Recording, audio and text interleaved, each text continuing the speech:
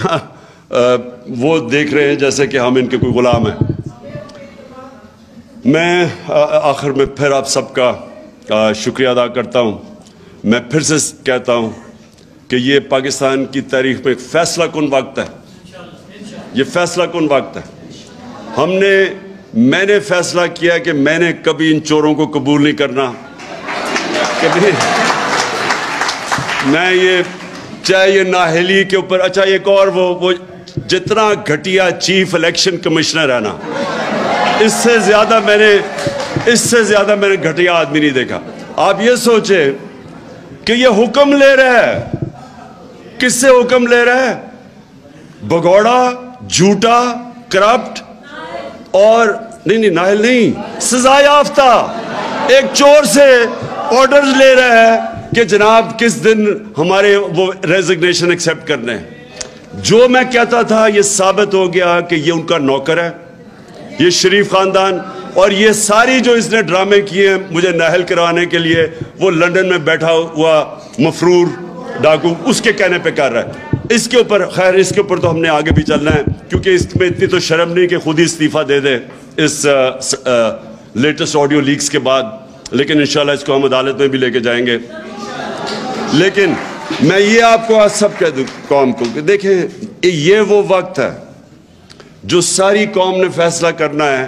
اب آپ کے سامنے دو راستے آ گئے ہیں، یا ان چوروں کے نیچے اور ان کے وہ نااہل اور پھٹے ہوئے بچوں کے نیچے باقی زندگی گزارنی ہے، اور یا حقیقی آزادی کے لیے پاکستان۔ میرے برطانیہ کا مجھے ملا آدمی آ کے، اس نے کہا جی بڑے لوگ ناراض ہیں، بلکہ وہ اینکر نے بھی مجھے کہا کہ بڑے لوگ ناراض ہیں جی، آپ اس وقت چلے گئے جب وہ روس ادھر اٹیک کرنے جا رہا تھا یوکرین میں۔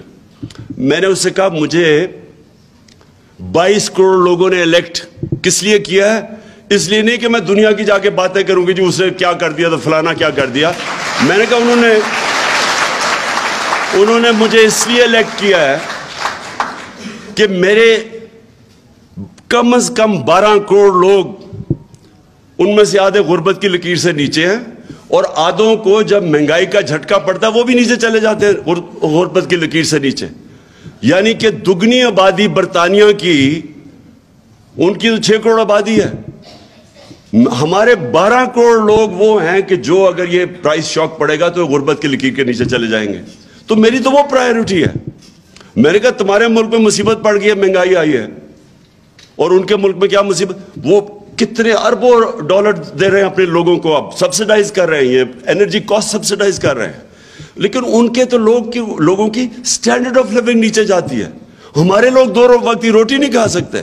تو میری تو وہ پرائیورٹی ہے، اور میں نے تو ہر ورلڈ سٹیج پہ یہ کہنا تھا کہ ہمیں اپنی جنگوں میں نہ شامل کرو۔ میں نے کہا آپ کشمیر کے اندر کوئی ہماری مدد کرنے آتے ہو؟ جو ہندوستان سارے انٹرنیشنل قوانین کی وائلیشنز کر رہا ہے۔ 1 لاکھ کشمیری مر چکا ہے، شہید ہو چکا ہے۔ 1 لاکھ کشمیری 30 سالوں میں 35 سالوں میں شہید ہو چکا ہے۔ کبھی آپ نے ان کی کبھی سوچا ہے؟ تو آپ کہہ رہے ہیں ہم تمہاری جنگ میں آ کے فیصلے آپ کی سائڈ پہ کھڑے ہو جائیں۔ اور وہ سمجھتے ہیں، یہ ڈیموکریٹک سوسائٹیز اس چیز کو سمجھتی ہیں، اور ہمیں اگر یہ جو یہاں بدقسمتی سے غلام ذہنیت ہے لوگوں کی، ان کو اس چیز کی سمجھ نہیں آتی۔ جو لوگوں کی ملکوں کی عزت، پہلے تو اپنے نیشنل انٹرسٹ کے لیے کھڑے ہو، اور سیکنڈلی جب آپ قوم اپنے پیر پہ کھڑی ہو جاتی ہے پھر وہ سب کچھ کر سکتی ہے۔ 22 کروڑ لوگ ہیں ہمارے لیے کوئی مشکل، میں آپ کو یقین دلاتا ہوں جتنا پیسہ پاکستانیوں کے پاس ہے کوئی مشکل نہیں ہے، ہم اپنا قرضے واپس کر سکتے ہیں، لیکن قوم بننا سب سے پہلے، اپنے پیر پہ کھڑا ہونا اس کے بعد، خوددار قوم بننا، پہلے اپنی عزت کروانا، پھر دنیا عزت کرے گی۔ جو قوم اپنی عزت نہیں کرتی کوئی اس کی عزت نہیں کرتا۔ اور میں آخر میں شیرین ایک ختم کرتا ہوں، دیکھیں یہ جو پاکستان میں ہوا نا، ابھی پاکستان میں، باہر چلے جاؤ نا، باہر جا کے باتیں کرو، پاکستان میں کیا ہوا ہے؟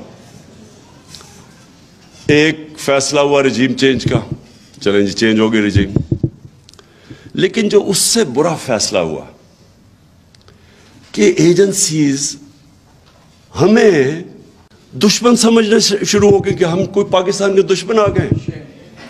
मुझे इसकी अभी तक हैरत होती है कि जिस तरह के जर्नलिस्ट को उन्होंने, जिनके पीछे गए और जो आज अरशद शरीफ जैसा, साबिर शाकिर मुल्क छोड़ के चले गए, आरिफ हमीद भट्टी उसने चैनल से उसको चैनल छुड़वा दिए, यानी समी इब्राहिम या वो एयाज अमीर, जमील फारूकी, अब ये जो लोग हैं, इमरान रियाज, अब ये सोचे कि लोग इनको जानते हैं, ये तो वो लोग हैं जिन्होंने कभी लिफाफे नहीं लिए। जिन्होंने लिफाफे लिए वो तो नजर आ रहे हैं आपको। जो जर्नलिस्ट पाकिस्तान के अंदर जिनकी क्रेडिबिलिटी और उनकी रीडरशिप है या उनकी व्यूअरशिप है, उन लोगों को दुश्मनों की तरह ट्रीट कर रहे हैं, जिस तरह के कोई इंडियन एजेंट आ गए यहां। और वो लोग जो पैसे लेने वाले, जो जमीर बेचने वाले, वो मीडिया हाउसेस। देखिए, मीडिया हाउसेस, ये बहुत बड़ी मिथ है कि जी हम ये जो मीडिया हाउसेस हैं ये फ्रीडम ऑफ एक्सप्रेशन में बिलीव करते हैं। ली कुआन यू, जो सिंगापुर का बड़ा स्टेट्समैन था जिसने सिंगापुर को बदल दिया बिल्कुल, मैंने उसकी किताब पढ़ी, उसने बड़ी इंटरेस्टिंग बात की, बड़ी पहले किताब पढ़ी। उसने कहा मैंने जब इक़्तिदार में आया तो मैंने रियलाइज किया कि ये जो फ्रीडम ऑफ मीडिया है और फ्रीडम ऑफ एक्सप्रेशन है, ये मैंने रियलाइज किया कि ये फ्रीडम ऑफ, ये जो मीडिया हाउसेस के ओनर्स हैं वो फ्रीडम ऑफ एक्सप्रेशन नहीं प्रोटेक्ट कर रहे, वो अपने बिजनेस इंटरेस्ट प्रोटेक्ट करने के लिए मीडिया को इस्तेमाल कर रहे हैं। ये ली कुआन यू ने तब लिखा, तो फिर उन्होंने पाबंदी लगाई। अब हमारे भी यहां देख ले, एक कब्जा ग्रुप है, उसने टीवी चैनल ले लिया, उसकी जमीन खाली करवाई जा रही है, जो कब्जा किया वो उसे चैनल इस्तेमाल करते। ये दुनिया में किधर होता है? यानी ये फ्रीडम ऑफ एक्सप्रेशन तो नहीं है, तो माफियाज बन गए हैं। और आज देख लें कि कौम किधर खड़ी है। जिसको कोई जो सपोर्ट करता है हक, उसकी व्यूअरशिप ऊपर चली जाती है। और ये जो सारे 2 नंबर लिफाफे हैं, इनको देखता कोई नहीं है, क्योंकि कौम फैसला कर बैठी है। लेकिन एजेंसीज खड़ी होगी जाके चोरों के साथ। अब इससे ज्यादा बुरी के शहबाज गिल से जो किया है, यानी वो कोई क्रिमिनल था, वो कोई जासूस था, वो कोई दहशतगर्द था। एक यूनिवर्सिटी प्रोफेसर को जिन्होंने नंगा करके इससे जो तशद्दुद किया है, ये कौन से माशरे में होता है कि कोई। और फिर जर्नलिस्ट के अलावा हमारे वो सोशल मीडिया के लोग, कोई उनको उठा लेता है, कोई उनको पकड़ लेता है, कोई धमकाता है। अरसलान हमारा जो सोशल मीडिया में होते थे हेड जो थे, उसके घर 15-20 लोग घुस गए, उनको सारों को धमकियां दी। उसके एक ही बेचारा, वहां औरतें थी, सारों को डराया। एक बेचारा नौजवान था, उसको बुरी तरह मारा उन्होंने। सैफुल्लाह नियाजी उसके घर घुस गए। यानी ये किधर हो रहा है? कोई हम दुश्मन मुल्क से आ गए हैं हर जगह। अच्छा, फिर टेलीफोन पहुंच जाते हैं।